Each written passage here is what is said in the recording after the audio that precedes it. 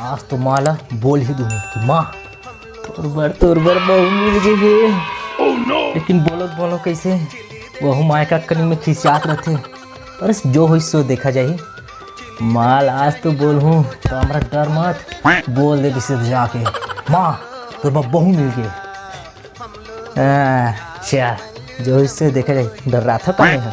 चल हाँ ये अच्छा मौका है बोल के रहूँ। यस बोल दे तो हमारा यस।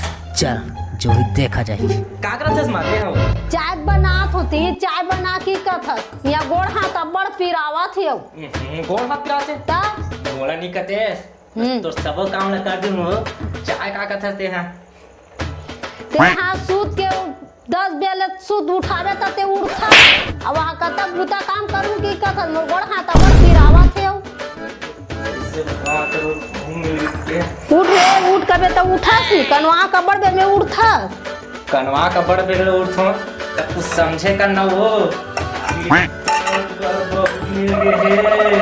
बताओ माँ है ये चाय बनाते ना ये चाय पानी छोड़।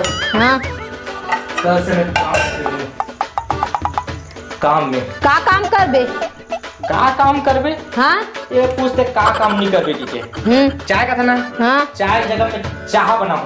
हां ते बड़ उठस नहीं ते चाह बनाबे अब बड़े कर से दिल्ली को खाऊं शादी नहीं करवाता।